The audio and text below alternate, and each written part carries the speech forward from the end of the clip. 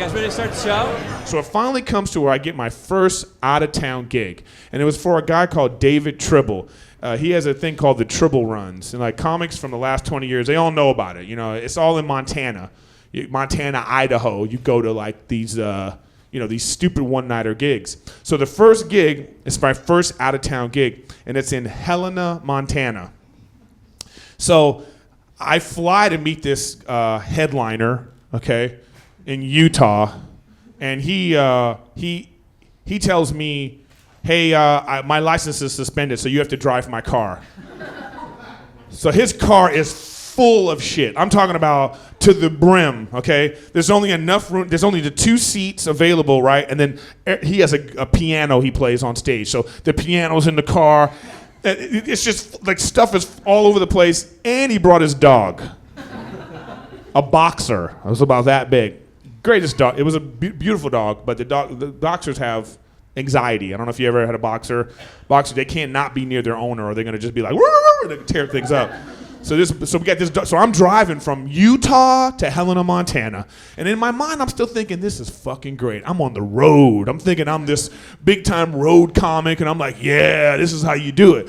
So we get there, 72 hours later, or however long it took to get there, and we get to this Holiday Inn.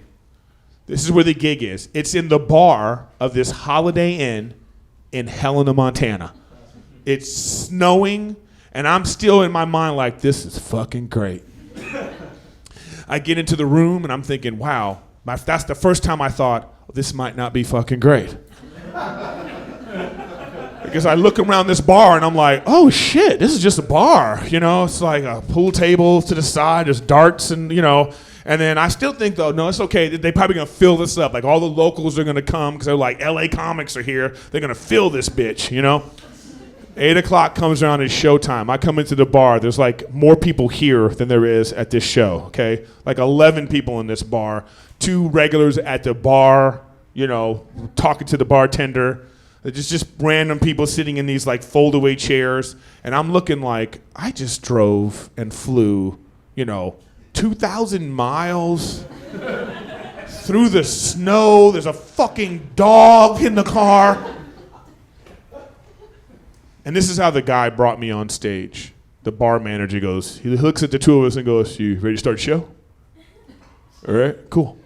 Goes onto the stage, he goes, hey everybody, let's remember that the dart tournament is gonna be on Thursday, so if you wanna sign up for the dart tournament, make sure you put your names in now. It's very important that you get your names in. So this comedy show is about to go on. Erik Griffin, is that your name, dude? Griffin, right? Erik Griffin's here. Okay, Erik Griffin. And I was looking at him like, are you fucking kidding me? This is it? This is it. This is it. But I remember I got the mic and I looked out and it was one of the greatest moments in my fucking life. Because I was like, yeah, this is it. This is what it was about. I remembered in my mind, you have to cultivate even your career. It's not gonna go from 0 to Carnegie Hall. And I stood up there and I looked at these like 7 or 8 people who were just like redneck to the core. They don't know what the fuck I am. They're not sure if I should be on a reservation or like in Homeland Security is supposed to be called. They don't know what's going on. And I just remember I had the funnest time of my life doing like that 30 minutes. And I didn't even have 30 minutes at the time.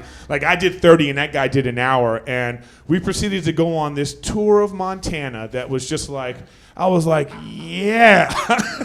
We went to Helena, we went to Butte, we went to Bozeman, we went to Missoula. And I just met the strangest people through this whole thing. I started to get my groove. This guy that was the headliner was having a lot of trouble going after me, because he was a little racist. So I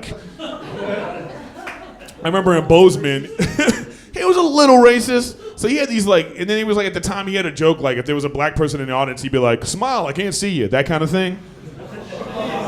Yes, look how, I forgot how pretentious and artsy this little punk crowd is right now. You liberal fucks, what I mean? I can't believe he would say that. there's no racism in the world. Anyway, so I remember like after that show, these black people were coming after him. They were like, yo man, this shit ain't funny. I was like, yo guys. I thought they were gonna move out the way, Elder Barge. You know, I was like, only the black guy got that, by the way. The rest of them are like, is that a punk band, Elder Barge? I don't know who that is. Hilarious. So, you know, and it just was like, I went on this whole adventure, and I guess, you know, that was the start of it. And, you know, and it was like, just in closing, just to say, when I was out there through that whole like 9 days, you know, staying in different hotels, driving like 500 miles every single day, and I just thought, man, is this what comedy is? And I realized that if I didn't enjoy this process, I wouldn't even be able to appreciate the rewards of like what I'm feeling right now. I'm on a very popular television show. I travel the world. I got an album on a great label. You know what I mean? And you know, and I just say to everyone here again, if you have a dream, no matter what it is, how big or small, you got to follow that shit with every bit of your being until you make it, because people don't fail in this business, they quit. Yep. All right? Good night, everybody. Thank you very much. Go, Sid!